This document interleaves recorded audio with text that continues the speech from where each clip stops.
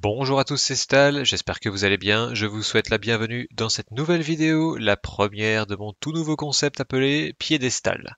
Pourquoi avoir choisi ce nom? C'est simple. Mon invité sera au centre de l'attention et répondra à des questions en tout genre sur le monde du gaming, du streaming ou tout autre sujet en rapport avec lui. Je reçois aujourd'hui Major45, fondateur du clan JTFR, qui évolue notamment sur The Division 2. Let's go!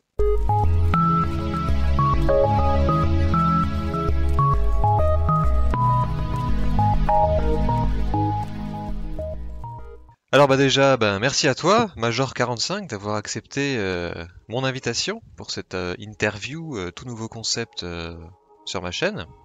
Je t'en prie, merci à toi de la proposition. Je t'en prie. Donc dans un premier temps, on va essayer de savoir un peu qui tu es, quel type de joueur tu es, quel est un petit peu ton parcours IRL, in-game, puis ensuite on verra quel est ton type de jeu favori. Alors, Major 45 pour la plupart des gens, Nicolas IRL, 38 ans, en couple, 2 enfants, originaire de l'Essonne mais vivant dans le Loiret. Côté jeu, je suis un coup solo, un coup joueur en groupe, ça dépend de l'envie, du moment, du stress, etc. Ouais, en fonction de si tu as envie de jouer tranquille ou pas, quoi. Voilà, ouais. Okay. Du coup, ton type de jeu, ça va plutôt sur un looter-shooter comme Division, plutôt sur un jeu de sport, sur un FPS, ou je sais pas, qu'est-ce que tu préfères en type de jeu? Les shooters-looters, c'est toujours trouvé ça assez sympa, mais s'il y a tout le temps des petites quêtes ici et là pour varier les goûts et les plaisirs, puis faire un petit peu travailler le cigare, y a pas de souci. J'accroche. Un petit peu à tous les types de jeux, quoi. Oui, sauf ce qui est sport, je suis pas très fan. Je préfère le faire plutôt que que le visualiser sur un écran. Ok. Alors, tu es le membre fondateur d'un clan sur The Division 2, notamment, la JTFR. Tout à fait. Alors pourquoi avoir créé un clan justement et une communauté comme ça sur TD2? J'ai commencé The Division 1 dès le début. Très rapidement, j'y ai rencontré pas mal de FR à qui j'ai tout de suite très bien accroché. Et The Division 2 approchant au bout de 3 ans, il y a un bon noyau dur qui s'était créé dans notre petite communauté, mais on n'avait pas encore de Discord, on chattait juste comme ça en jeu. On a lancé une petite communauté sympathique, conviviale, où même les gens qui sont pas en jeu venaient parfois juste pour parler avec les potes. Puis quand The Division 2 était vraiment sur le point de sortir et QB parlait de pouvoir créer un clan dans le jeu, j'ai tout de suite lancé une campagne de recrutement dans notre communauté qui a très rapidement été remplie, quoi. Ok, donc en fait, ouais, ton but c'était vraiment de créer un groupe pour coller, on va dire, à l'esprit Division c'est ça. Et pour pouvoir justement profiter de ce nouveau moyen de créer un clan dans le jeu, parce que c'était pas possible sur TD1 de mémoire. Et c'est vrai que c'était un truc assez bienvenu de la part des développeurs d'avoir rajouté ça en termes de possibilités, quoi. Oui, et puis le jeu étant vraiment axé sur le multijoueur, avec également l'arrivée des raids à 8 joueurs, c'était une évidence de créer un clan, quoi. On va continuer un peu avec ton clan du coup. Je sais qu'il y a beaucoup de personnes qui pensent à tort ou à raison que la commu JTFR a de l'ADN militaire, donc je me suis toujours demandé si dans un premier temps c'était voulu à la base, et dans un second temps si un clan dit militarisé est pour toi le meilleur style de management possible, et éventuellement quels en sont les points forts et les points faibles. À la base, on était, comme je disais, une bonne bande de potes, et on a un petit peu élargi nos horizons pour pouvoir recruter, mais oui, tout à fait, pour un fonctionnement optimal, je dirais, pour un clan qui veut vraiment grandir, avancer dans le jeu, dans la communauté, etc. C'était important d'avoir une structure solide et carrée. IRL, tout le monde ne vient pas de l'armée, tout le monde n'aime pas l'armée, ou ce qui s'en rapproche à défaut. Oui, il y a certaines personnes, de par leur milieu social ou autre, qui n'adhèrent pas et à qui ça coince. À défaut, c'est des divergences d'opinion sur certains points. Et je trouve que ça apporte un meilleur type de gestion dans un clan. L'esprit de corps, la fraternité, la convivialité. Ouais, non, mais j'entends bien ces valeurs-là. Moi-même, j'en partage un bon nombre, donc y a pas de problème là-dessus. J'enchaîne ensuite avec une question plus générale. Nous sommes tous plus ou moins geeks, passionnés de jeux vidéo au sens large. Je pense qu'on est d'accord là-dessus. Je voulais savoir pourquoi, toi, à titre perso, tu aimes les jeux vidéo et quel est ton top 5 des meilleurs jeux auxquels tu as joué? Une évasion de l'esprit. Ok. L'évasion de l'esprit et une totale liberté de mouvement qu'on a dans les open world du type Fallout 4 ou The Division où on peut vraiment faire ce que l'on veut. Ok. On peut chasser des pigeons au lance-roquettes, on peut faire le touriste, on fait ce qu'on veut. La seule limite c'est la structure qui est faite par le jeu et l'imagination de chacun. Okay. Il y en a qui passent du temps à arpenter les rues de New York ou de Washington pour chercher le meilleur graffiti qui a été mis en place par les devs sur les murs de carrément. La ville. T'as tout un tas de choses. Des canards, des oursons posés ici et là. Ouais, je comprends bien. Moi-même, je suis aussi dans ce cas-là en fonction des jours. En tout cas, il y a un truc que je remarque depuis quelques temps, c'est que l'on observe une sorte de réhabilitation des jeux vidéo, surtout pendant le confinement, là ces deux derniers mois. Ce n'est plus vu comme des trucs qui rendent violents ou je ne sais quoi. Au contraire, ils deviennent de plus en plus populaires. Comment tu analyserais cette tendance? Je dirais grâce à notre avancée technologique.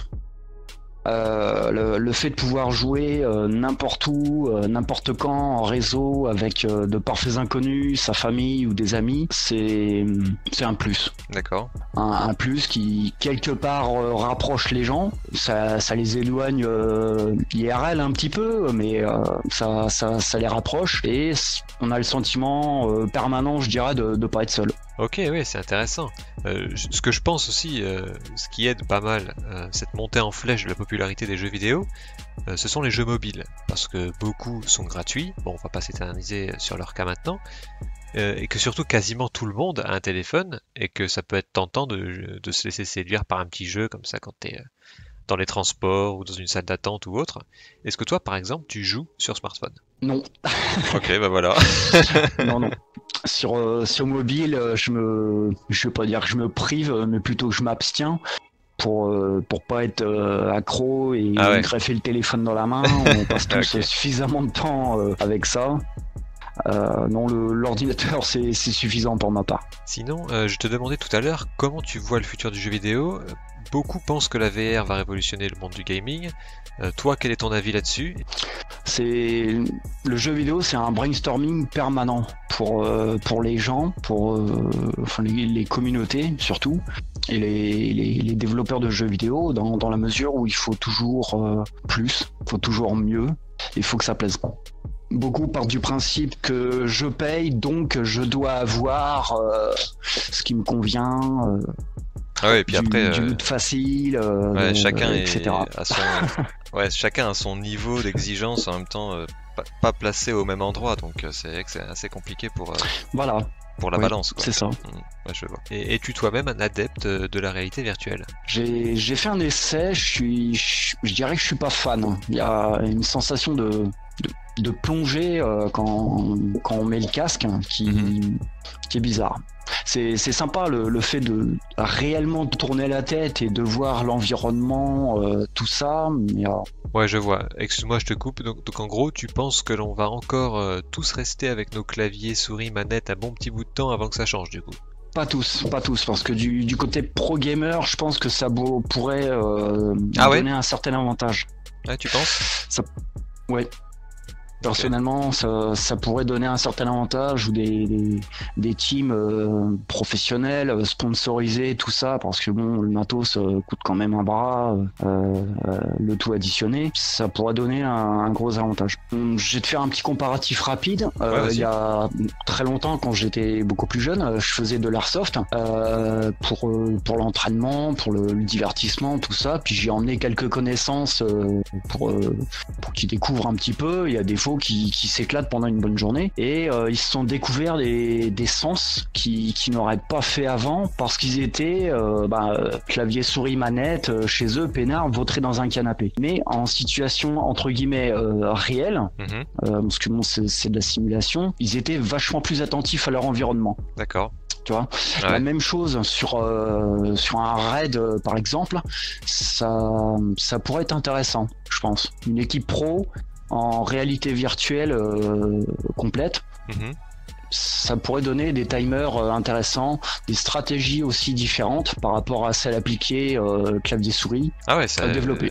Ouais, avec un bon budget. Ça serait pas mal. Ouais, en effet, je signe. Je signe tout de suite. Ok, pas mal.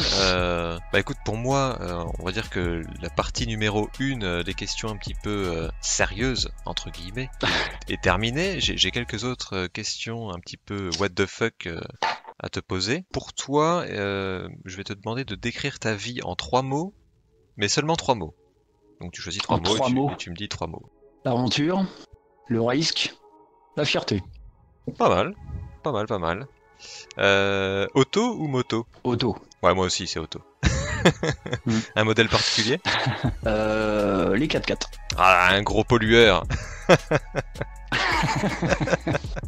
Un 4x4 en particulier? Actuellement, j'ai un Toyota RAV4 et plus tard, selon le budget, on verra. Madame voudrait bien un Duster, mais j'aurais une préférence pour le CHR de Toyota. Il a un aspect assez agressif et le moteur est aussi agressif. Pas mal, pas mal. Moi, je suis plutôt berline ou coupé, donc voilà. Pour ceux qui veulent savoir. À l'heure où on enregistre la vidéo, il est quoi? Quasiment 18h, c'est bientôt l'heure de l'apéro. Whisky ou coca? Les deux. Ah, les deux. Ah là là.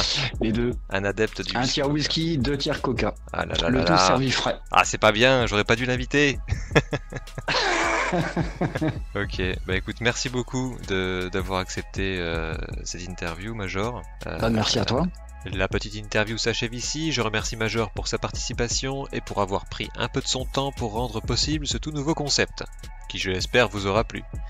Comme vous pouvez le remarquer, ça change drastiquement de ce que j'ai l'habitude de faire, donc je compte sur votre soutien et sur vos retours constructifs. L'espace commentaire est ouvert au débat et aux questions, comme vous le savez, je réponds toujours aux commentaires et je les lis tous. Sur ce, je vous laisse, je vous donne rendez-vous très prochainement pour un nouveau numéro de Piédestal. Portez-vous bien, ciao.